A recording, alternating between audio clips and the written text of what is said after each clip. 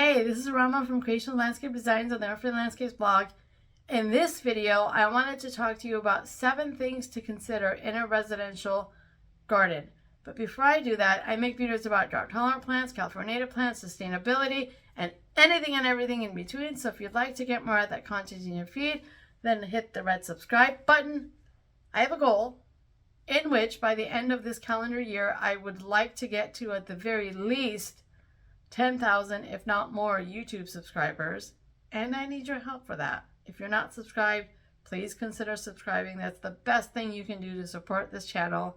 My goal also is to be able to eventually monetize this channel so that I can use the funds that I may make from having this channel monetized to purchase better video making equipment.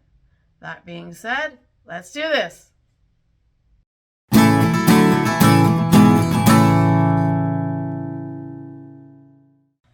All right, the first thing to consider in a residential landscape is the intended use of the space.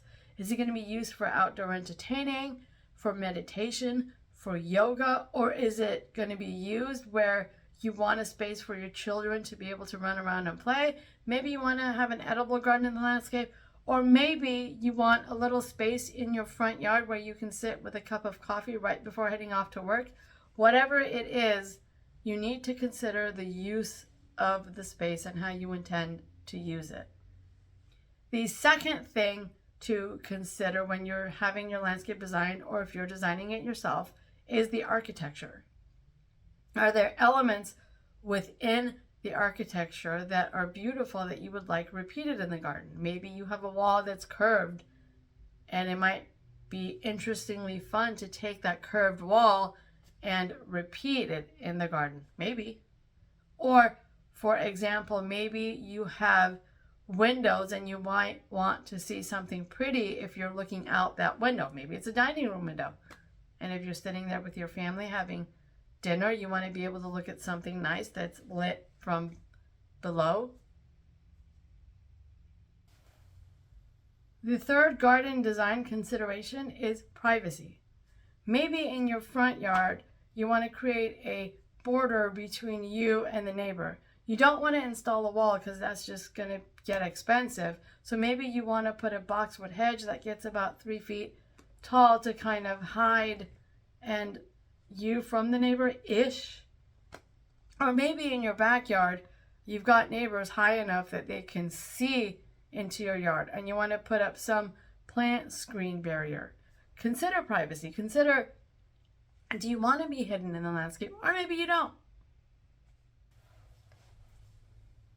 The fourth consideration to make is how you are designing with the plant material. It's always better visually to design with odd numbers. It's always better to design in masses as opposed to just one of each plant. It's always better to design for seasonal interest, to consider the height of the plant so it doesn't get overgrown. You don't want to put a tree in a 2-foot wide planter.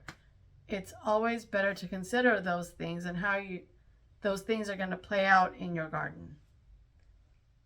The fifth thing you want to consider in your garden is massing the plants. What I mean by this is you don't want to have just one of each plant. You want to have odd numbers of each plant. You want to have plants in masses because visually that looks more appealing. Visually that creates an appeal that's more attractive to the eye. The sixth thing that you want to consider in any garden is the plant's full maturity. So let's say, for example, you're going to put a Cleveland sage in your garden, the standard variety. It gets 6 foot tall and wide.